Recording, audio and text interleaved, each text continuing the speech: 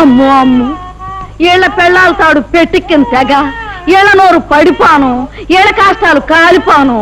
పసిబిడ్డను చేసి అట్టా వాతలు తేలేదట్టు కొట్టడానికి వాళ్ళ చేతులు అట్టా వచ్చినాయో, ఈళ్ళ చేతులు ఇరిగిపోను. మరి ఈ రాయుడుగాడి ఆగడాలు మితిమీరిపోయినాయి. ఆయన నలుగురిలోనూ నిలబెట్టి ఇంత గడ్డి పెడితే తప్పితే బుద్ధి రాదు. చూస్తా చూస్తా ఆడి సంగతి నేను తెలుస్తాగా, నువ్వు ఊరుకోరా. ఇదిగో అమ్మాయి, ఏంటమ్మా బిడ్డను జాగ్రత్తగా చూసుకోమ్మా, నేను వస్తా. మంచి పని చేయడం తప్ప మరొకటి తెలియదు. నువ్వు ఇలాంటి పని చేసావని ఎలా అనగలిగారయ్యా? ఆ రాయుడు తలుచుకుంటే గుళ్ళో ఉన్న దేవుడు కూడా తప్పు చేశాడని నిరూపించగలడు పార్వతి. పాపమే ఊపిరిగా బతుకుతున్న రాయుడు మంచిని భరించలేడు, సహించలేడు. అతనే కదండి బాబుని ఇంతవాడు అంతవాడు అని పొగిడి పెద్దరికి వంటగట్టింది. అదేనే రాయుడు రాజకీయం. ఎదటివాడు మంచివాడు 10 మందికి కావలసిన వాడైనప్పుడు వాడు దెబ్బతీసేది శక్తితో కాదు, యుక్తితో. బాధపడకు బాబు, ఈ దెబ్బలు 2 రోజుల్లో నయమైపోతాయి. నేను బాధపడేది ఈ దెబ్బల గురించి కాదమ్మా, నా మనసుకు తగిలిన దెబ్బ గురించి. ఆ రాయుడు మాయలో పడి నా వాళ్ళు, నేను నమ్మిన వాళ్ళు నన్ను అనుమానించేందుకు బాధపడుతున్నాను. ప్రజలు గొర్రెల మందల లాంటి వాళ్ళు. రాయుడు లాంటి స్వార్థపరులు, దుర్మార్గులు వాళ్ళని తెలివిగా తప్పుదారి పట్టిస్తూ ఉంటారు. వాళ్ళని ప్రయోజనం లేదు. చూస్తూ ఉండండి, ఈ గొర్రెల మందల్లాంటి ప్రజల్ని గర్జించే సింహాలుగా మార్చి ఆ రాయుడి మీద కుదులుతాను. నాపై పడ్డ ఈ అపనిందర తుడిచేసి నిజమేంటో వాళ్ళకి తెలిసొచ్చేలా చేస్తాను.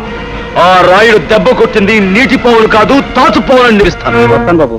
రే రాయుడు, నీ బతుకులో నిప్పెట్ట. అన్యాయంగా హరిబాబు మీదకి నేరం నెట్టి నీ ముదనష్టం పంచాయతీలో పెట్టి ఆయన కొట్టించి ఊరి నుంచి గంటేస్తావంట్రా. నువ్వు నీ పెద్దరకు నీ పంచాయతీ బూడిదైపోను. ఒరేయ్, ఇన్ని సంవత్సరాలుగా నిన్ను చూస్తున్నానే, భయపెట్టో మాయ చేసో నా బిడ్డను నీ గుప్పిట్టో పెట్టుకున్నావు. నా కూతుర్ని అల్లుండి ఊరి నుంచి తరిమేశావు. నా వాళ్ళని నాకు కాకుండా చేస్తున్నావు కదరా నీ నోరుపాడా. ఊళ్ళో మంచిని చంపేశావు. నీ మాటకి ఎదురు లేకుండా చేసుకున్నావు కదరా సచ్చినాడా. ఇవాళ హరిబాబు నీ ఆటలు సాగనివ్వటం లేదనేగా ఆడి మీద అంత నిందేశా. ఒరే రాయుడు, ఈరిగాడు కూతురికి అన్యాయం చేసింది నీ కొడుకేరా. వాళ్ళిద్దరూ కలిసి తోటలమ్మటా దొడ్లమ్మటా తిరగటం నా కళ్ళారా చూశాను రా ముదనష్టం చచ్చినాడు. రేయ్, నిన్నంత తేలిగ్గా వదలనరా. నిజాలన్నీ కూడగట్టుకొని సాక్ష్యాలన్నీ తీసుకొని ఆ రచ్చబండ దగ్గర నీ బతుకు బజారు పారయ్యేటట్టు చేస్తాను. ఊళ్ళో వాళ్ళందరి చేతుల్లో నువ్వు కుక్క తాగొచ్చేటట్టు చేస్తాను రా. రేయ్, ఈ జగ్గమ్మ నీ పాలిట అమ్మోరైపోతుంది. నిన్ను సర్వనాశనం చేస్తుంది. జాగ్రత్త. ఒరే, నీకు ఒక కూతురు ఉంది కదా, దానికి ఊళ్ళో వాళ్ళందరూ ఉసురు తగలకుండా చూసుకోరా. నీ బతుకు చెడ మొదలొస్తాం చచ్చినాడు. పంతులు ఎల్రా. ఆ ముసలిది దాని ఇష్టం వచ్చినట్టు రెచ్చిపోయి తిట్టేస్తున్నా. నేను ఒక్క మాట కూడా జవాబు ఇవ్వలేదంటే ఏం చేతంటావు? మనకున్న లెవెలింగ్ కి అలాంటి ఆడదాని నోట్లో నోరెట్టకూడదు అని. రాముడు, ఆ ముసలి దానికి చింత చిగురు మేకమాంసం అంటే వద్దులే.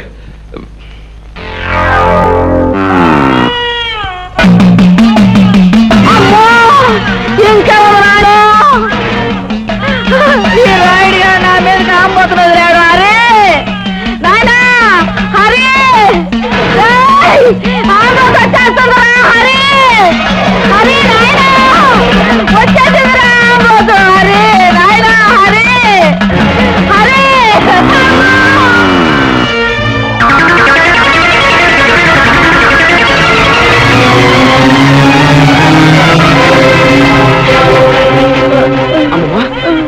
అమ్మమ్మా, బాబా, ఎంతో మందికి ఎన్నో ఉపకారాలు చేశావు. నాకు నాకు ఒక ఉపకారం చేస్తావా? చెప్పమ్మా. బాబు, నీ చేత్తో నాకు తల్ల కొరివి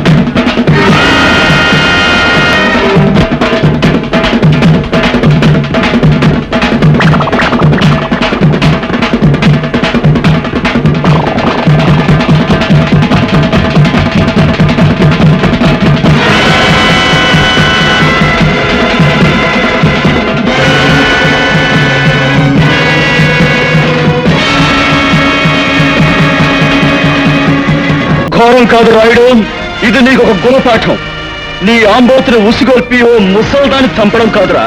నువ్వు మగాడువైతే, ఓ అమ్మకు అయ్యకు పుట్టినవాడైతే నాతో ఢీకోరా.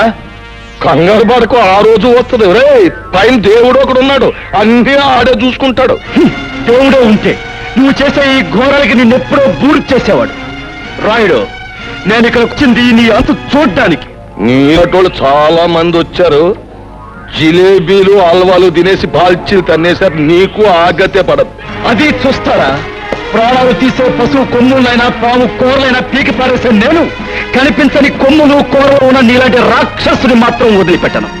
ఎప్పుడో నీ ఆంబోతులాగే నువ్వు నా చేతిలో చస్తావు, గుర్తుంచుకో.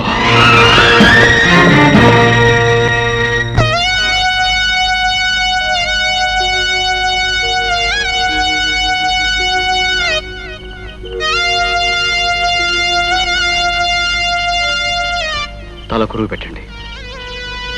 వద్దు, మా అమ్మ బతుకున్న నాళ్ళు ఆవిడ ఏ కోరిక తీర్చని దుర్మార్గుణ్ణి.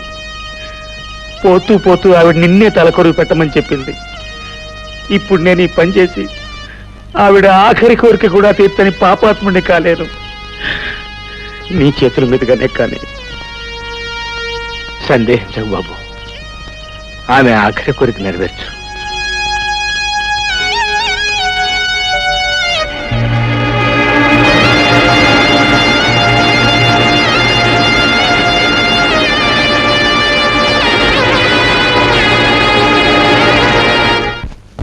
పద్మ, పద్మ, పద్మ, నా మాటని ఈ ఊరి పెద్దలు ప్రజలు ఎవరు నమ్మలేదు. కనీసం నా మనసు తెలిసిన నువ్వేనా? ఇంకా ఏదో చెప్పాలని ఎందుకు తాపత్రయపడతావు?